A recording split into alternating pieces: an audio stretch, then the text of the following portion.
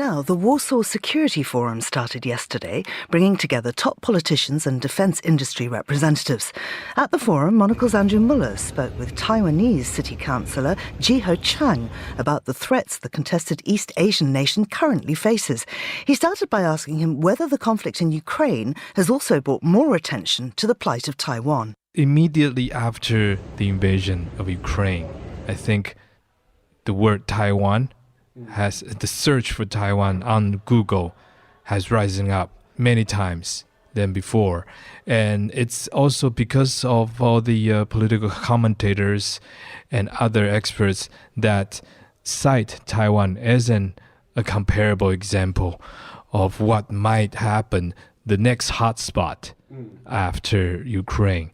To be frank, of course, I don't like to see that Taiwan becomes so infamous or famous due to such a tragic event. However, it is good to see that the world is taking a more active interest in this part of in my part of the world, where for us the danger and the possible war has always been imminent as far as we can all remember. I believe it was Neil Ferguson who said that Taiwan is like Cuba, Berlin, and Persian Gulf all combined. It's like Berlin because Taiwan is at the front of the sort of rivalry of the West and the East. And it's like Cuba because Taiwan is a small country next to this humongous power.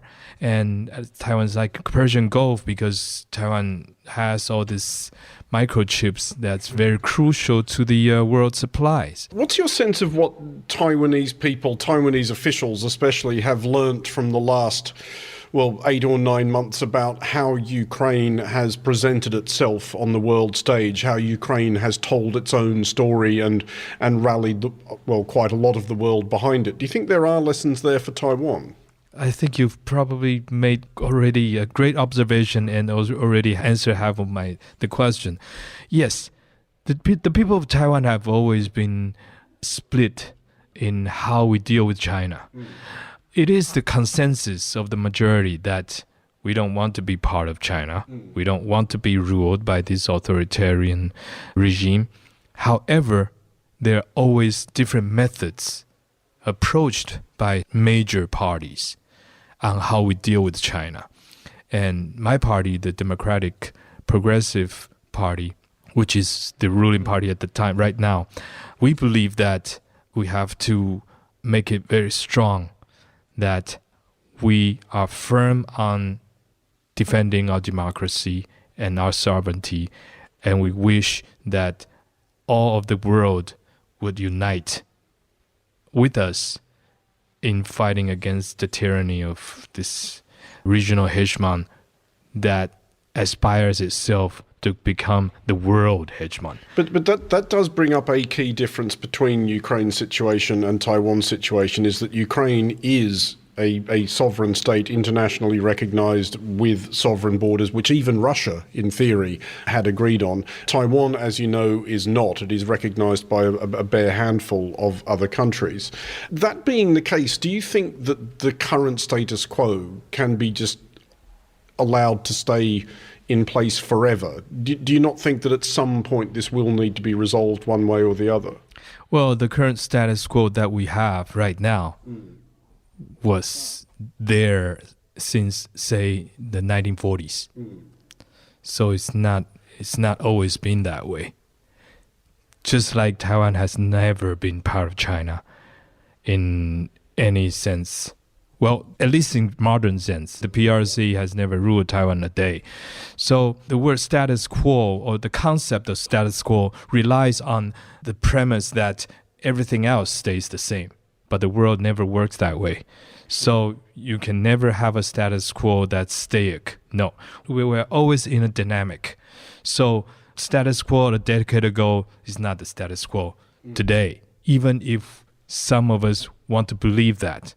But I understand that if you don't, because this part of Asia is so far, far away, it shouldn't be a concern for everyone who has other things on their plate, right?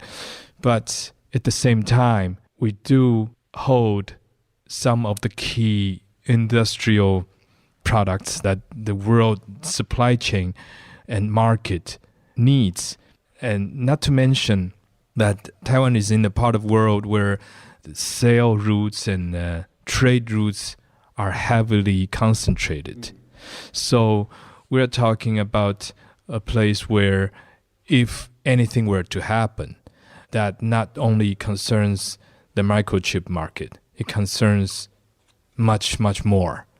Japan would be in immediate problem with all their shipments in and out of Japan. They all took the routes through Malacca Strait and upward.